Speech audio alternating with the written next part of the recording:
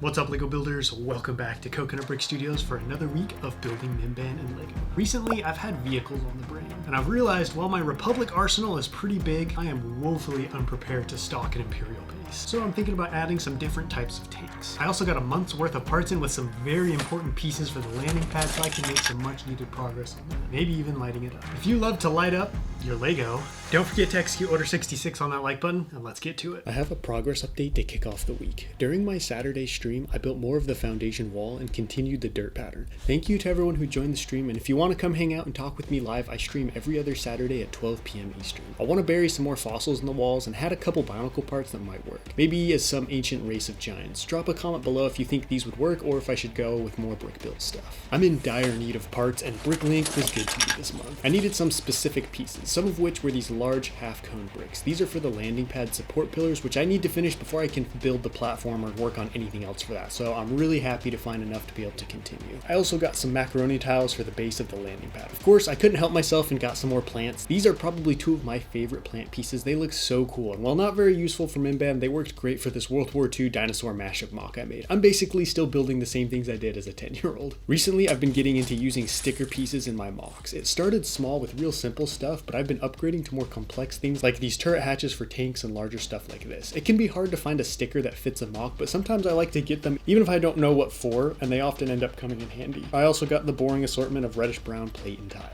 With all these landing pad parts, I might as well get the foundation built. I don't really have a specific spot it needs to go. I just need room for the juggernaut to fit between it and the base, but I don't want it hanging over the edge of the mock, or I know my shirt's gonna snag it and bring the whole thing crashing down just like the Jedi Order did after fumbling their chosen one. I tiled off each of the pylon foundations, and I'm glad I went with round pillars because anytime I can fit circles into a Lego build is a win. I got the pillars ready and placed the half cones upside down on each one. Now I have some sweet angled supports that look just like the ones on the indoor landing pad. Building upside down is still new to me, but I'm liking the possibilities it opens up. Now the pillars are in and I can add the walkways and figure out what the terrain's gonna look like. Last episode I built the prison pit with Han and Chewie, and I was contemplating putting it either at the back of the mock or on the side. Now that I know where the landing pad's gonna be, the choice is simple. There's no room behind the platform, so I'll be putting it in this side wall. Unfortunately, I had to dismantle part of the previous wall and had another casualty. I'm getting real tired of this happening. After the pit is in, I built up the walls around it, and Han and Chewie can duke it out to their heart's content.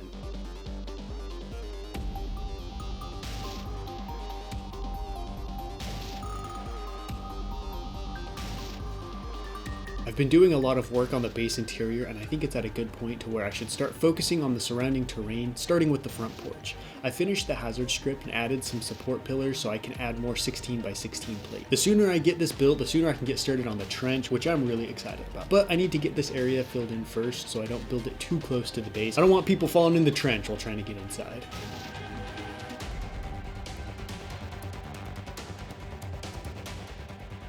Among the haul from earlier were parts for some little builds. I want to fill out the maintenance bay with mobile tool chests and storage drawers. The one I had when I was a machine operator was red, so I thought it would be fitting to make a couple in that color. Plus, this base needs every drop of color it can get. They don't open, but I added some 1x6 tiles to represent closed drawers, and I put some cheese slopes on the top to give it a little extra detail.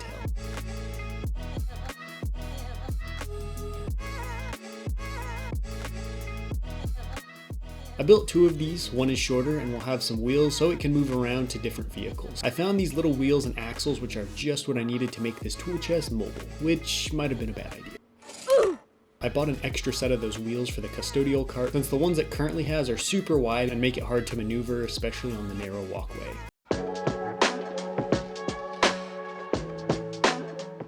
It feels good to get some work done in the base compound, especially in this area. I'm still not sure what I want the terrain to look like. I want it to be mostly flat, but just leaving it like this looks weird and very unfinished, so I might just throw down a layer of plate and tile and see how that looks. I still need a way for people to get on and off the landing pad. I did buy a fun little slide on Bricklink, but it's way too short, so back to the drawing board. I'm also thinking of running some Technic bricks between each of the pillars to make it look more like the indoor landing pad and to strengthen the base. I'm happy to finally have the prison pit in and out of the way. It's in a great spot where it'll be be easy to see but still out of the way of the rest of the compound. Now I can figure out what to put over here to fill out the rest of the empty space. I'm thinking maybe some storage silos or energy pylons depending on what looks cooler, since there's always large generic storage containers of some kind on military bases. There is a problem with the pit, however. The roof just isn't doing it for me. I can't find a way to place it on top that fits right or looks good. It's just too blocky and cumbersome. But now that the pit is in the ground, I'll probably just scrap this design and build something completely new now that I know how big it needs to be and where exactly it's going to sit. It's nice to have some more small builds in the maintenance bay. Now all I need is a welding kit and some tool stands, and this area will have all the stuff it needs to fix vehicles and throw together some epic go-karts. I really need to get started on the trench so I can make sure it's far enough away from the base entrance so vehicles can actually get in and out. This is why I wasn't planning on having much on this side of the MOC, because I wasn't sure how far the base complex would stretch. I messed up and didn't raise the base floor high enough above the ground, so now the surrounding terrain is taller than the angled hazard strip at the front, which looks weird. I spent all that time to avoid problems with the base, but still managed to miss an obvious one. But it could be worse. At least I didn't build a giant vent leading to the center of my largest and most expensive battle station. Bruh. I was planning on changing course and working on some Imperial vehicles next, but I felt drawn back to the landing pad. Now that I have the supports in, I could realistically finish this whole thing this update if all goes well. This isn't a general purpose parking spot for TIE fighters and food delivery vehicles. It's reserved for special cargo and high-ranking individuals when they come to visit. This build is the perfect place to incorporate some more lights. I had two color options, yellow and green, but when I tested the lights, they look basically the same, so I went with yellow, which felt more accurate. I then ringed the edge of the platform with lights in a pattern that looked cool since I don't really know what the specific layout should be for airfield lighting, and moved on to the underside. The platform needs to be able to hold a battery pack and a ship without bowing in the middle, so I'm going to add a frame of inverted slopes to give it some rigidity and structure. I gained a lot of good experience wiring my Battle of Magneto MOC earlier this year and have a bunch of these 2x6s with holes in the middle. Once put into the floor, I now have a way to string the lights to wherever I need. Let me know in the comments what other parts of the MOC you'd like to see me light up.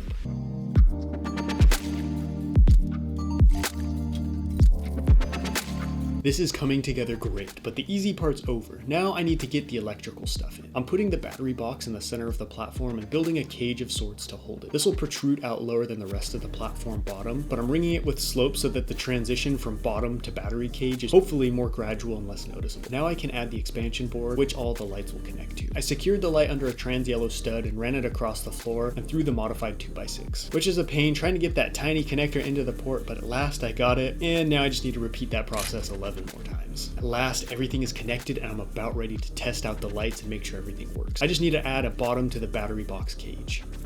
This looks much better than I was expecting. The platform is illuminated well and the light pattern looks great. Now it's time to bury the wires and get this tiled off, starting with the bottom. I could just plate it off, but I don't really want the undersides of the plates exposed, so I'm going to build some tiled panels and stick them on upside down, thus giving me a nice smooth underside. The tricky part was figuring out how to place the panels underneath with no studs to connect to. I had the idea to use some half pegs which act like double-sided plate and can connect the underside of the platform to the underside of the tiled panels. I'm very happy with this technique. It's not the strongest connection in the world, but since it's on the underside, I don't need to worry about them getting bumped or knocked off once they're in place.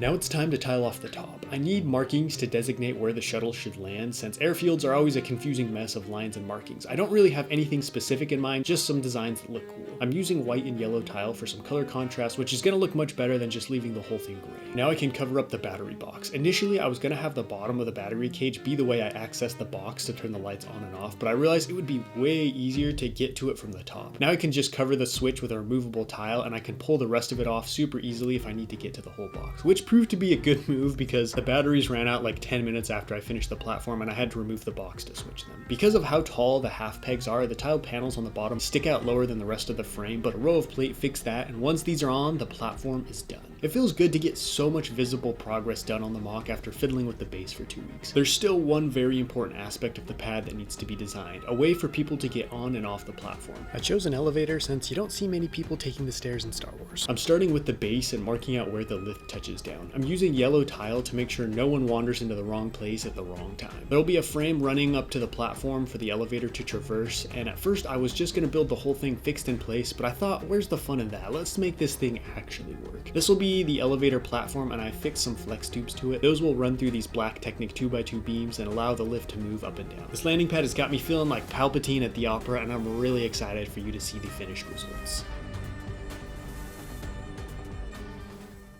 My original plan was to have the landing pad sit just above the ground and look more like an impromptu temporary setup, but I'm so glad I went with a more permanent looking structure. The added height fills out this side of the MOC nicely, and having the platform up in the air still allows me to build on the ground around it. The build itself looks so cool. I was planning on this just being a way to fill up empty space next to the base, but I think it's going to draw just as much attention as the base when the MOC's finished. The lights really elevate it and add a lot of realism. It looks just like an Imperial landing pad, making this feel even more like a Star Wars build. I did forget to add one of the lights to the backside, but I have an easy fix. A repairman replacing the burnt out bulb. The underside looks much better than if I had just plated it off, and even though it won't be seen much, I think going the extra mile to tile off the bottom really improves the overall look and makes it feel more complete. Sometimes putting effort into seemingly insignificant parts of a build improves the end result a lot more than we think. The lift was actually pretty fun to put together. Having it function makes the base feel more alive, and I added some railings at the front for safety. Now the higher ups can arrive on Mimban in style. And technically these count as working doors, which is a rare sight in a coconut MOC, so enjoy. This episode was a pleasant surprise. I was planning to go a completely different route with the building, but the vision for the landing pad just dropped out of nowhere and put me into a building zone. It was really cool to watch the whole thing coalesce so quickly, and other than a few missing pieces, it's finished. I think part of the sudden change of plans this week came about because I feel like I've been fiddling around in the base for so long and not really making any serious progress in the overall MOC. So this week I really needed to see a lot of visible progress. Next week I'm making a much needed change to the Juggernaut, as well as actually exploring some more Imperial vehicles for the build, some of which may surprise you. But that's a wrap for this update. Don't forget to let me know what you think about Mimban down below in the comments, and until next time, happy building.